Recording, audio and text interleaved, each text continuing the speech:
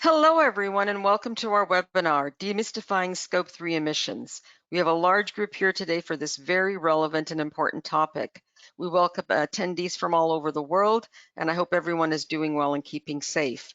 This is Anne-Marie Pizzatelli, and I'm the Global Head of Marketing for the Built Environment at BSI.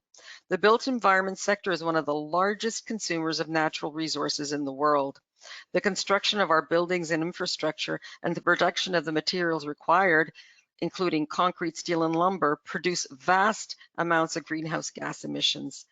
This negatively impacts our environment through pollution, loss of natural resources, waste generation, and climate change. This is why many companies in the built environment are working to reduce their GHG emissions. When companies report their progress in reducing GHG, you often see words like Scope 1, Scope 2, Scope 3. But what do Scopes 1, 2, and 3 mean? That's what we're going to talk about today. I would now like to introduce today's speaker, Keith Bryan. Keith is the director of the built environment sector of the Americas at BSI. Keith leads the sector representing the full portfolio of BSI products and services for clients and key stakeholders. He offers a variety of experience including integrating holistic solutions into the built environment, like greenhouse gas accounting, climate change risk management, energy efficiency, resilience, environmental and social governance, ESG, and green building programs.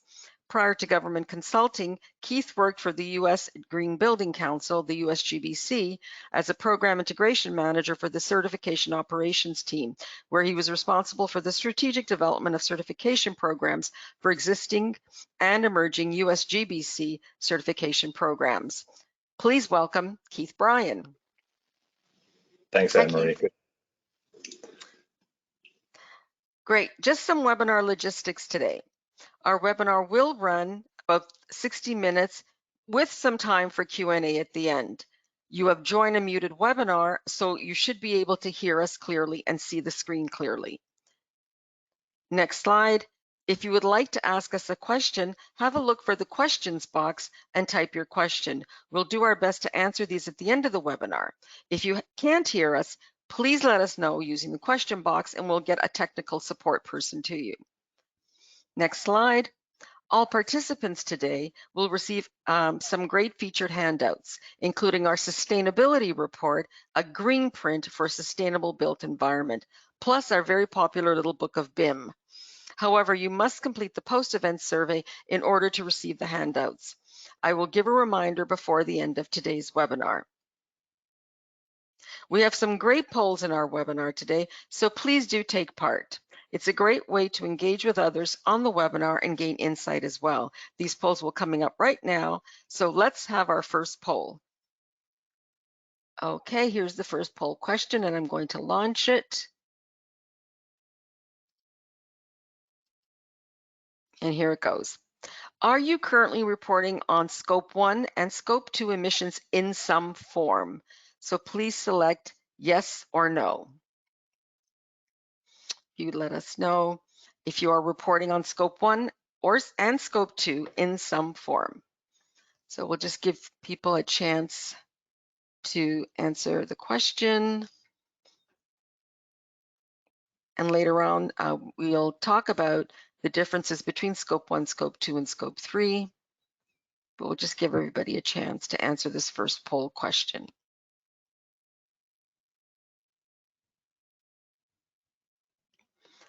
Okay, I'm going to close the poll in 5 seconds, just giving everybody a chance to vote in the questions. So 5, 4, 3, 2, 1. And so let's just now close the poll and show the results. Share the results. So are you currently reporting on Scope 1 and Scope 2 emissions? And it looks like in some form, 72% have said yes and 28% have said no. So very interesting results.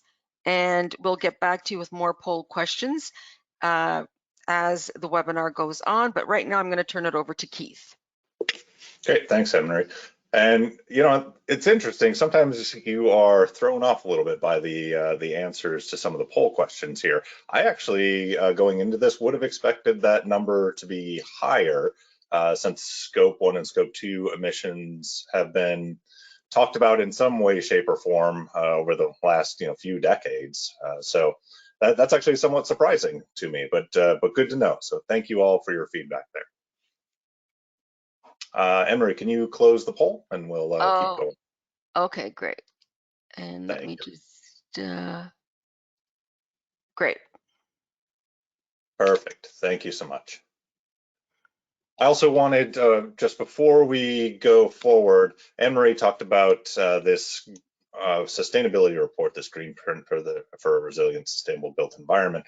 Um, this is a really interesting document, and obviously we only have an hour or so, 45 minutes or so in this webinar to cover things, but there are a variety of things that I'm going to be talking about that are in this report in some way, shape, or form. So you can find more information here. Feel free to scan the QR code right now, or like Anne-Marie said, complete the post-event survey, and we'll send this over to you afterwards. But more information in there, more than we could possibly cover in an hour. So, all right, moving forward here. So, before we dive into any of the what's and the hows and things like that, I'd just like to talk about the whys. Like, why do we even talk about greenhouse gas emissions? Why do we talk about Scope 3 emissions, et cetera? So, I'll just want to start with the business drivers and why people are concerned about this in the first place. So, variety of reasons here, but obviously we've heard a ton from the scientific community over the last 10, 15 years,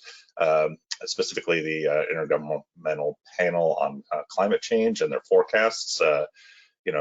Talking about sticking to that 1.5 degree pathway and how that's necessary to prohibit any, or not any, most of the negative repercussions resulting from climate change. And there are other webinars about specifically about climate change risk management and whatnot that we can point you to after the fact if you're interested in. Today we're going to focus more on the Scope 3 stuff. But the second one is you've probably seen just around the world increasing regulatory requirements on ESG reporting, due diligence, carbon pricing, carbon markets, et cetera, right? So this is becoming a regulatory driven issue, whereas in the past it has been primarily a market driven issue. So it's important because that is a have to rather than a want to or should. So that's definitely one of the drivers. And then, we've seen a huge shift in capital markets viewpoints on greenhouse gas reporting in the very recent future here. So, obviously shareholders have a major influence over stock prices and valuation of companies. And they are overwhelmingly saying that they want not only transparent reporting, but accurate reporting. So you've probably seen some pushback on greenwashing from various companies. Stakeholders are again overwhelmingly saying that they want climate risk reporting. Again, another webinar on that. So we'll just stick to the greenhouse gas reporting for this one. And then last but not least, of course, consumers are demanding this type of reporting that be transparent and accurate. So, that stakeholder pressure and pressure to commit to net zero in the very near future here. So that all wraps up into the different types of reporting that companies can do. Like I mentioned, scopes 1 and 2 reporting, and I'll get to the distinctions here in just a moment in case you're unfamiliar with them. But scopes 1 and 2 reporting are primarily what's under your organizational control. So it's the electricity that you buy, it's the fuel that you burn on your site, stuff that you have for the most part direct control over. Scope 3 is outside of that direct operational control largely, so it's very much within the influence, but you lose that aspect of control. And then I mentioned climate risk and reporting data. We do have other webinars about that, but I just wanted to touch on that as well as a driver of these types of initiatives. Now, in some of you probably guessed from my accent, I live in the United States, and I've been told that some of my past webinars were very US centric, so I intentionally added some other stuff from around the globe here as business drivers for this very issue, so that you can see that this is certainly not a US centric issue and is very much a pressing need around the globe. So just a couple here, the EU Corporate Sustainability Reporting Directive and the Corporate Sustainability Due Diligence Directive are all signs that are pointing to analyzing the supply chain and the value chain to look at those Scope 3 emissions and how you start to calculate and understand the emissions that your company's activities are causing. So those are two things that are happening in the EU right now. But as support for the private sector has grown, governments really around the world are beginning to implement things like the TCFD, Task Force for Climate-Related Financial Disclosure frameworks into their policies. So you have a variety of countries around the world that have adopted these frameworks, including the US, European Union, Hong Kong, Japan, New Zealand, Singapore, etc. Right? Now, as you can see, they impact different countries in different ways. In the US, I think the talk of the town over the last year or so has been the proposed rule by the SEC that impacts any large companies that are publicly traded, and them reporting their climate risks and greenhouse gas management, and even going so far as to say that they'll have to start to get their emissions verified in the near future here. So that area in red, or that text in red, is the older version of the SEC rule. They just made an amendment to the proposed rule this past Friday, I believe, or past Thursday, and I have not had a chance to dive into that, so don't get on me too much if that's a little bit off. But just wanted to point that out. So SEC proposed rule will impact anybody that is publicly traded, but if you work with a publicly traded company, I can guarantee that they are going to come knocking and start to ask questions about your emissions profile as well. So in addition, over the last couple COPs, so we saw COP26 was the 5-year anniversary of the Paris Agreement, and we saw all the countries have their reporting targets and whatnot came out during the COP26 meeting. COP27, ISO actually introduced these net zero guidelines, which presented a framework for leadership of organizations in order to take action on net zero and how to do that. So what sorts of strategic direction you should implement, what kind of records you should maintain, if you should be transparent with certain commitments and things of that sort. So that is all out there on the on the ISO websites. BSI actually had a leading hand in drafting those net zero guidelines. So we're pretty proud of that, but that is obviously an international guidance document, not just a UK thing. So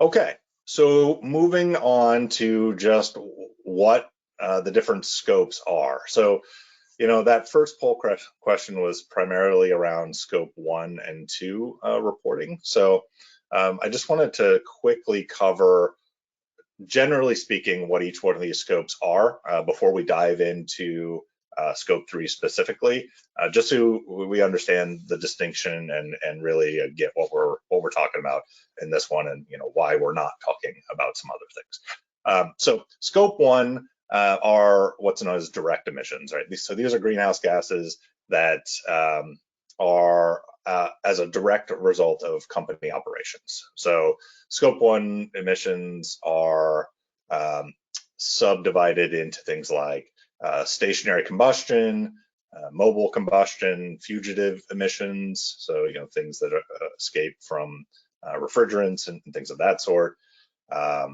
process emissions, that sort of thing. So things that happen directly on your site. Scope 2 emissions are what's known as indirect emissions. So these include things like purchases that the company makes. The most obvious example is something like purchased electricity or purchased natural gas or something of that sort.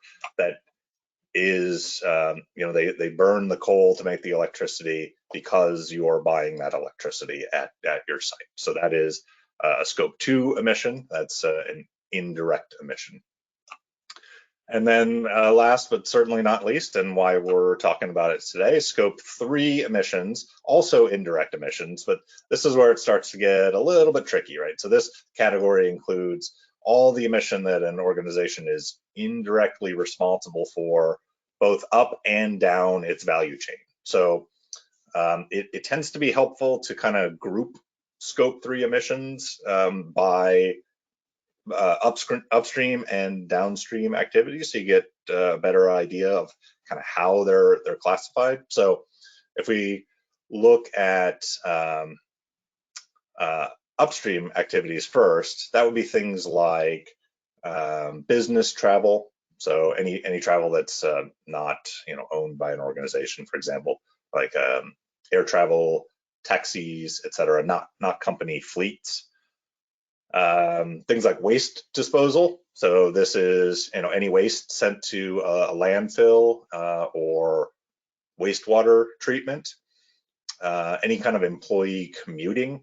So if they're commuting to get to the office, that's falling under scope 3 emissions.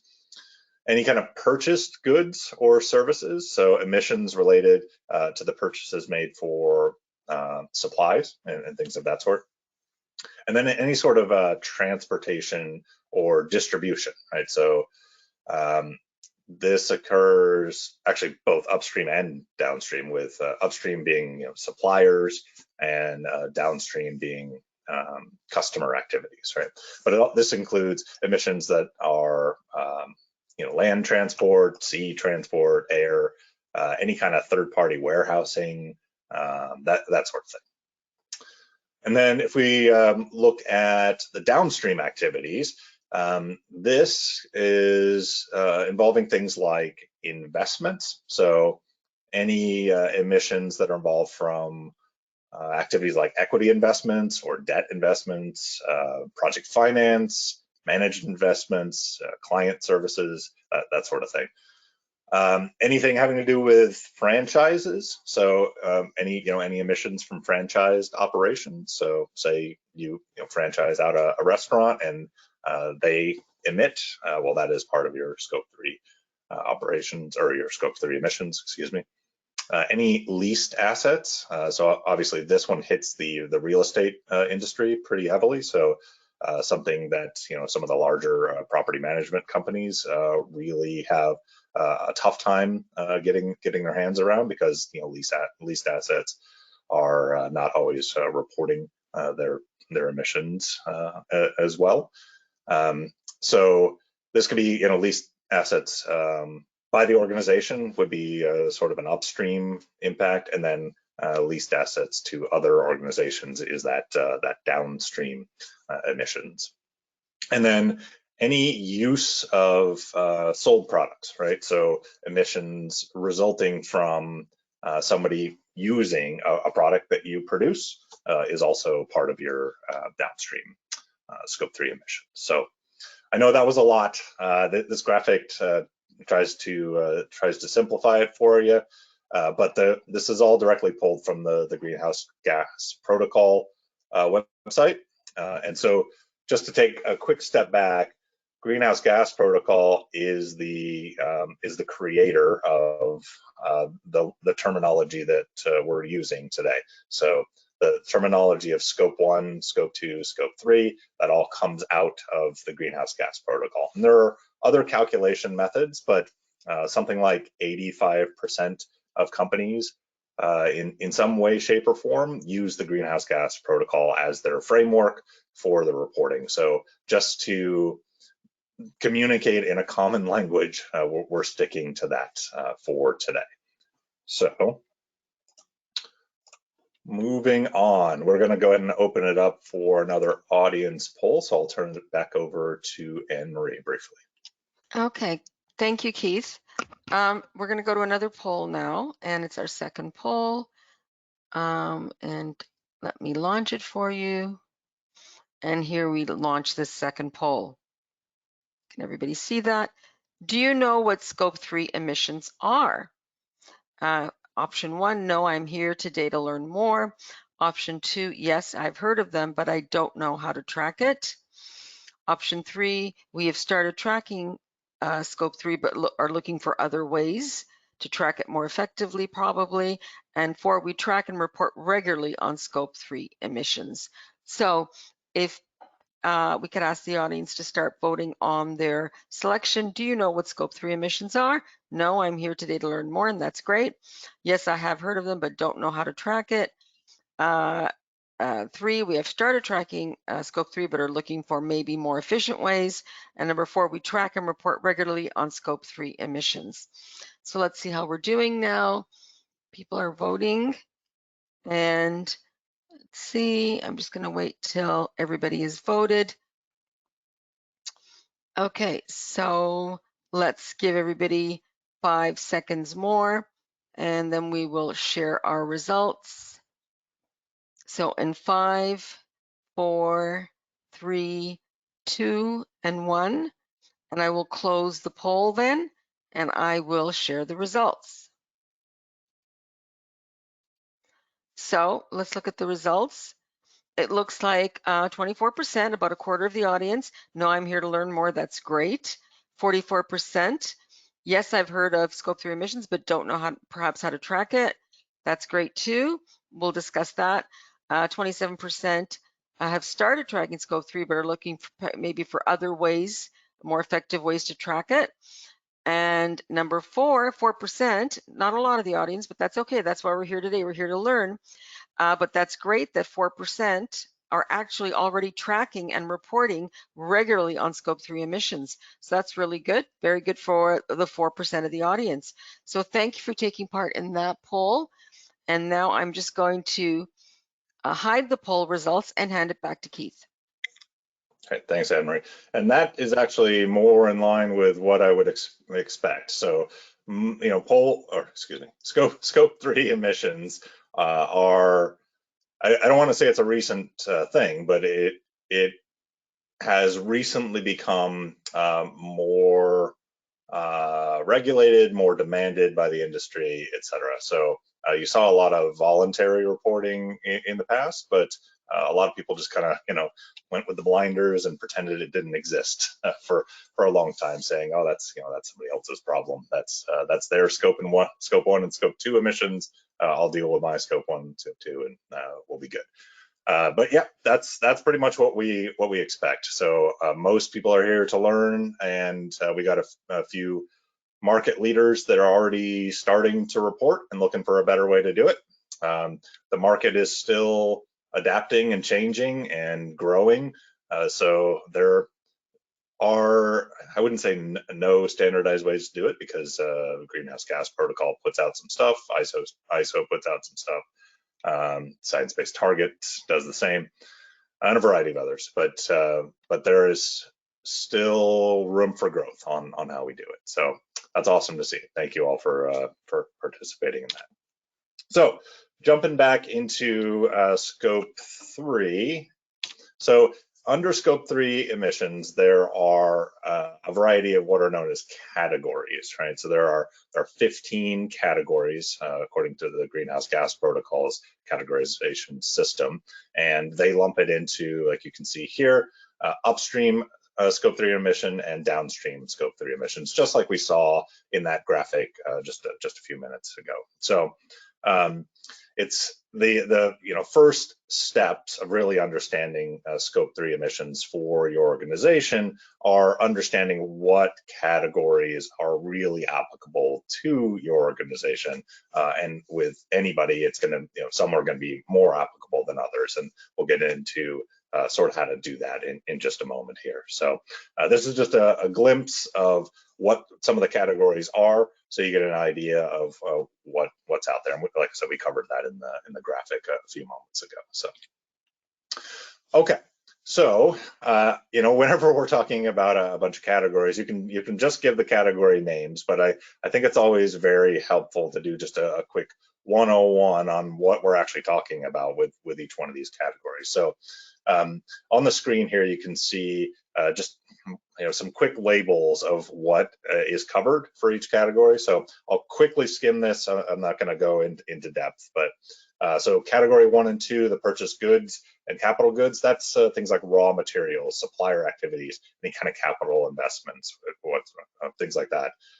Category 4, upstream and downstream transport and distribution. So this is any kind of, like we mentioned it before in the graphic, air, rail, ships, warehousing, that kind of stuff. Category 5 is any kind of waste from production or waste water, that sort of thing. Category 6 and 7 is any kind of air or auto or rail or hotel for that, business travel related stuff. Category 8, upstream leased assets, so any offices or distribution centers that you're using. In the middle there, we have the scope 1 and 2, which we're going to kind of skim over here for now. That's all your direct operations, which we mentioned. Category 9 is the downstream transports. So that's same kind of thing, air, rail, ocean, warehousing for downstream. Excuse me, 10 and 11, energy use. Category 12, any kind of end of life use. So this is typically things that happen in the landfill, right? So if it releases methane after it's thrown in the landfill, that's all part of that emission category. Offices and distribution centers for downstream assets, and then any kind of franchises or investments in category 14 and 15, that's all in the downstream category there as well. So that's the really high level overview. Now, whenever you're talking about an overview here, I'd like to give people an idea of where you're going to look in order to get the information for these different categories, right? So we'll get into a very high level way of how to sort of calculate and estimate the emissions for each one of these categories. But just as a general knowledge, it's good to know what department or what part of your organization is going to be responsible, because this is going to be not only an entire organization effort, but also dealing with your suppliers and vendors and what have you. So so going from left to right here, we're dealing with everything from procurement to your logistics team, your facilities and environmental health and safety folks, your account management, your HR people, service delivery, your facilities and fleet. Anybody in charge of that's going to be not only your direct operations, but also your upstream leased assets. Again, logistics and procurement come in on all your downstream emissions, excuse me. And of course, there are finance and financial strategy and investment teams that are involved in some of those, franchising and investment categories, excuse me.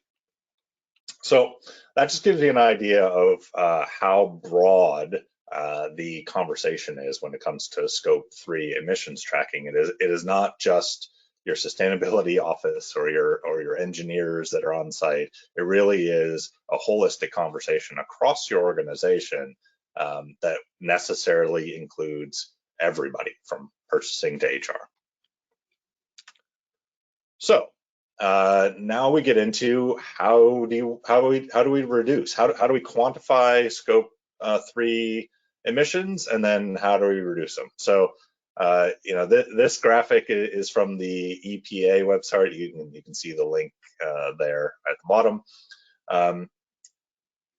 Of course, like any graphic, this is a little bit of an oversimplification, but it is the general premise of how you do any sort of greenhouse gas accounting and reduction, right? So first, you're going to look at what the relevant scopes are. So where are your emissions coming from, and we'll get into how you do that. Then for anything that you might not have the data, or you might have incomplete or not very good data, or it's just not a primary emissions category for you, you'll want to deal with some sort of estimating it. I can't speak today, apparently. And then, once you've done that, obviously the goal of quantifying any sort of emissions is to ultimately reduce those emissions, hopefully. So there are a couple different ways that you can go about doing that. Well, a couple high-level ways, and those break down into smaller categories. So 1, 2, 3, quantify, estimate, and then make some changes to improve. So how do you figure out what the relevant scope 3 categories are? So there's basically a sampling methodology that's contained within the greenhouse gas protocol. And this is the simplified version here on the screen, but you're looking for these criteria factors on the left-hand side, right? So you're looking at how significantly this particular emission is to your organization. So if you're doing a lot of shipping and whatnot, you might have that as one of your scope 3 categories that is larger than some of the others. Influence, right? So how much can you influence by the company? Can you make changes in your supply chain pretty easily? You see this with a lot of big retail vendors, right? They have so much power in their purchasing decisions that they can actually make significant changes within their supply chain and essentially demand their suppliers to meet certain criteria. Risk. How much does this pose a risk to your company? Is it a stakeholder risk? Is it something that is opening you up to potential litigation? Is it looking like a greenwashing claim in the future, etc.? Obviously, stakeholders are going to be a huge part of any corporation's decisions. So, if your stakeholders say it's important, even if it's a small portion of your emissions, you might want to lump that into one of the categories that you put a little bit more effort into figuring out what your actual emissions are. Anything that you outsource that you previously did in-house, that's something that you might want to lump in, right? So if it's something that you used to do and it was a significant emission factor for you, and you're now not doing it, but somebody else is doing it for you as a paid service, that'll probably be a pretty big thing. And then there's specific guidance per sector, right? So different sectors have different impacts and different emission category, more significant emissions for different categories. And then company-specific criteria. So not everything can be covered here by the breakdown criteria. So anything that is specifically relevant to your company, if that is an emissions factor or one of the categories, then essentially if you think it's important, then you should report on that. So that's how you figure it out. Now, when you get into the next step of estimating your scope 3 emissions, there are a variety of different ways that you can go about doing that. Now, obviously the best way to do it would be to have something that is supplier specific, right? So if you have specific data from each one of the best would be each product. That would be the best way to go. And then the the skim level of calculating or estimating scope 3 emissions would be based off of your spend-based method, so how much you're spending on specific products. And then there's something called EEIO, and that is essentially an industry average for those types of products. So it's good to know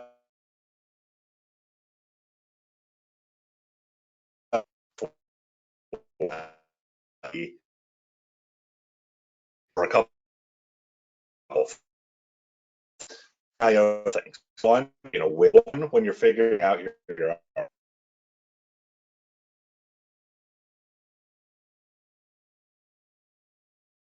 you're trying to figure which one of these scope 3 emissions should we really focus on. It's a quickly quantify. It's a good way to quantify what your emissions are for each one of those. Get an idea of where you should focus your attention, or what your big of that. Once you have an idea of which, oftentimes you don't want to focus a lot of time and energy really building out your the quality of data or the availability of data for some of the emissions categories that are less impactful to your organization. So using these industry averages can be a quick way to get numbers for those categories that are less material to your particular organizations. Going to pause here and on. But yeah, so this is a great graphic. It's from the EPA website, and it just shows how you can slowly improve over time. So that continuous improvement is incredibly important, right? So as you can see on year one on the left there, they had to do there was just a lack of data in a couple of the different fields. They had to average things out in a lot of the different areas. They really only had good data for categories 3 and 4 there, and they made slow improvements over time, right? So it's not an all or nothing type of approach.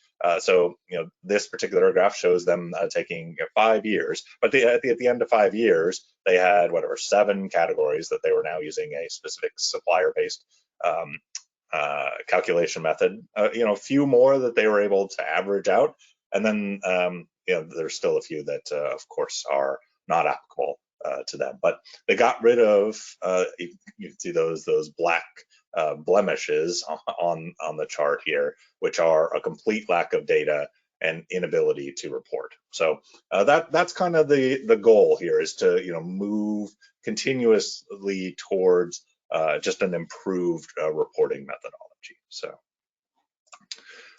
okay, moving on. So this is the question I get asked probably most frequently in my job, working for a national standards body that is a member of ISO. People say, what is the difference between the greenhouse gas protocol and the ISO 14064 standard? And are they competing standards? Like, what should I use, one or the other? Like I said earlier, something like 85% of organizations use greenhouse gas protocol as their framework, and that's great. It's really important to note, I guess, the key aspects for conducting greenhouse gas inventory under ISO 14064 are generally consistent with, and in actually most cases, derived from the greenhouse gas protocol itself. The difference between these two documents or standards is that the greenhouse gas protocol not only identifies and explains and provides options for greenhouse gas inventory, like best practices. ISO 14064 provides that minimum standards for compliance. So they're essentially saying you have to meet this minimum, or it's not good enough, right? And that's agreed upon by 165 countries around the world. So that is a way to get verified to that. So in addition, The greenhouse gas protocol is, it's a framework that people use, whereas ISO standards are able to be verified, right? So they can be run through an independent verification company like BSI and a few others. So a lot of organizations now are using what they've already developed with the greenhouse gas protocol, and then simply verifying that using ISO 14064 on top of that in order to meet some of these regulations coming out of the EU and coming out of things like the SEC. So if you're already doing greenhouse gas protocol or using that as your foundation, awesome, that's great. There's nothing about ISO that makes you have to switch away from it. It's simply a way to say, yep, not only are we doing this, but we have a third party that comes in and verifies that we're doing it the correct way. So I always like to clear the air on that one because I get that question a lot. Like, what should I use? Should I go with 14064 or a greenhouse gas protocol? Is it a lot of work to switch? Like, no, there's no switching. So moving on. So I wanted to open it up to a third poll question, specifically about verification services, since we are seeing a lot of these regulatory changes, just to get an idea of how people are acting in the market already. So I'd love to get an answer to the next question. So Anne-Marie, over to you. Thanks, Keith. And we're going to now do our third poll question. So let's go to poll question number 3, and I'm going to launch it. And the poll question is, are you getting your GHG emissions disclosures verified by a third party? Yes or no? So the third poll question, are you getting your GHG greenhouse gas emissions disclosures notified by a third party? And we'll just let people think about that one and vote on that. Very interesting question. Obviously, Keith has pointed out he's interested in seeing the responses, and we're just now collecting the responses. And we'll give people a few more seconds to vote. Some interesting results coming in. It looks like more people are not getting that third-party verification than are getting. And I'll give people 5 more seconds to vote. Are you getting your greenhouse gas emissions disclosures verified by third party? Yes or no? And I'm going to give people a few more seconds. So in 5, 4, 3, 2, and 1, we'll close and share the results. And it looks like 68% are not getting their disclosures verified by a third party, and 32% are. Keith, does that surprise you, or is that what you were expecting? That's actually a higher number on the yes column than I was expecting. That's great. So, as we're starting to move into more of a regulation-driven environment, we're certainly going to see, or we're not even going to see, we are already seeing requirements for third-party verification of greenhouse gas emissions statements. So anybody that's in the no column, just know that that's coming. That's in the pipeline for you. So something to consider. Okay, awesome. I'll just hide that and give that back to Keith. Perfect. Thank you. Okay, awesome. So I just wanted to talk a little bit about how we go about making efforts to go from that less mature reporting capabilities to that more mature reporting capabilities. And obviously, this is a continuum, right? It's not nobody's going to be in any a single category. Like everybody's kind of working their way along. So.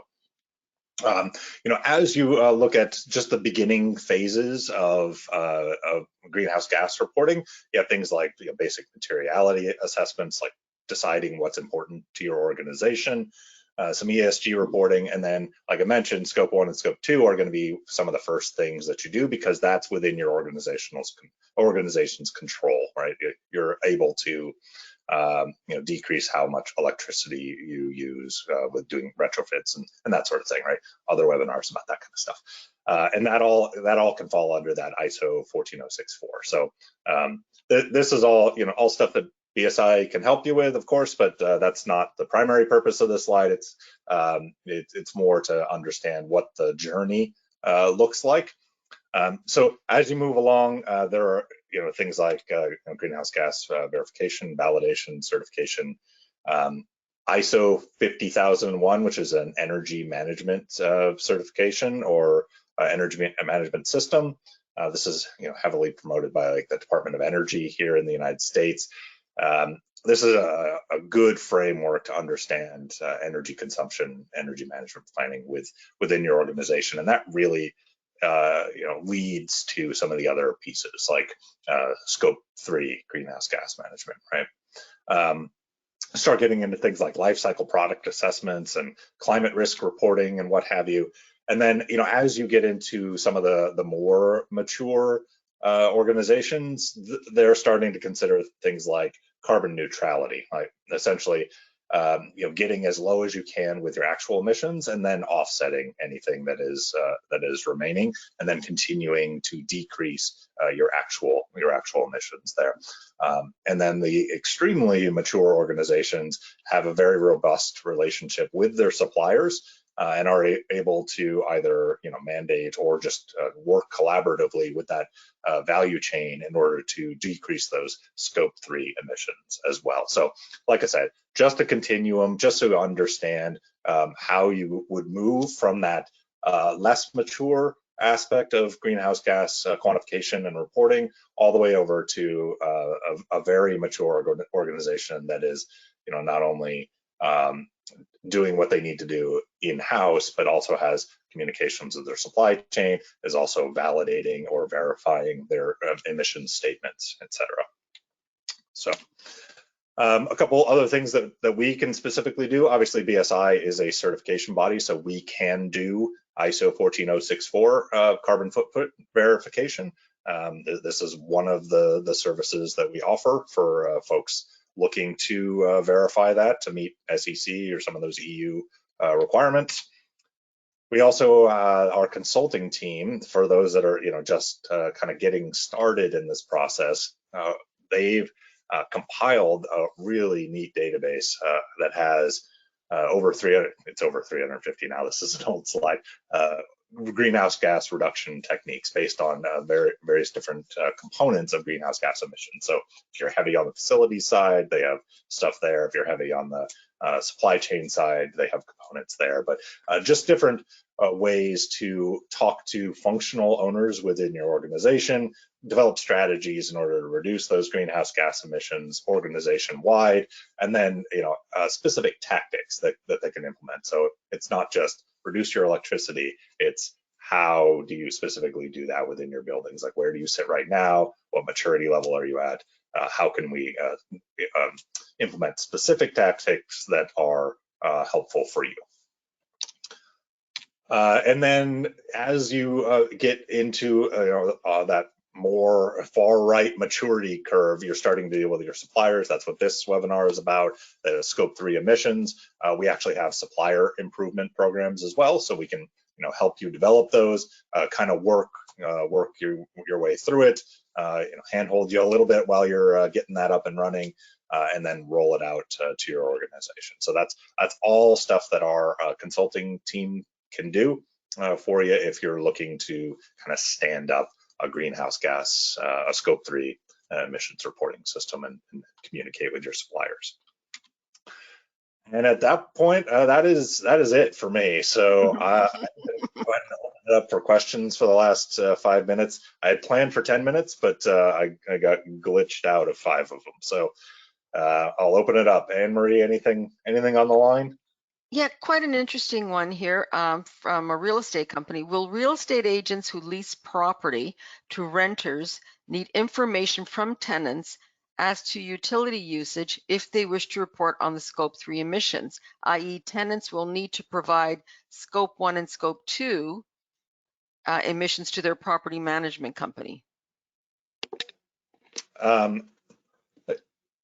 Well, Need to? No, because you can estimate, but that is the better way of going about it. Yes, that's the most confident way you can go about it. So essentially, you can think about it like an organization's scope 3 emissions are other organizations' scope 1 and scope 2 emissions. So yes, to get the best idea of what your value chain is actually emitting, you would need either that data from them or some kind of verified statement like a 14064 verification.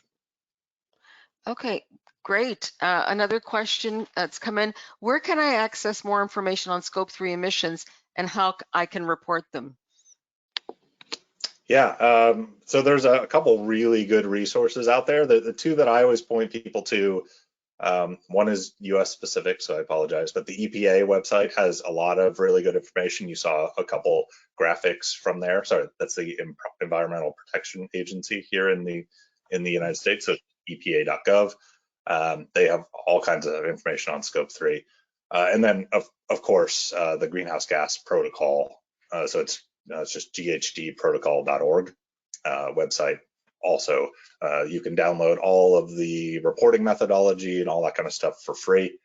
And then there's the ISO standards as well out there. So things like 14064, PAS 2060, etc. Okay, very interesting. We do have another one that's come in. How many companies are having their data verified, and when will it be required that it needs verification?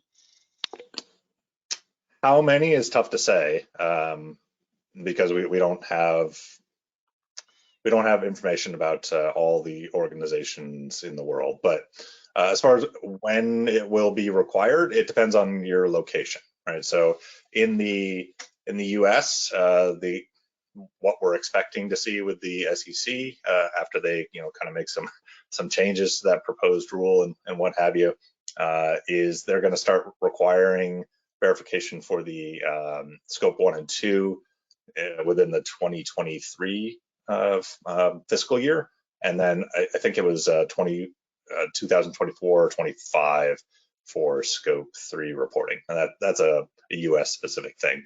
And then EU and whatnot have different timeframes on that, but it is not a long ways off. And as you can probably tell from this webinar, scope 3 is not the easiest thing to get your head around. So it's within the next few years, and you should probably get started on it in some way right away. Would be my advice.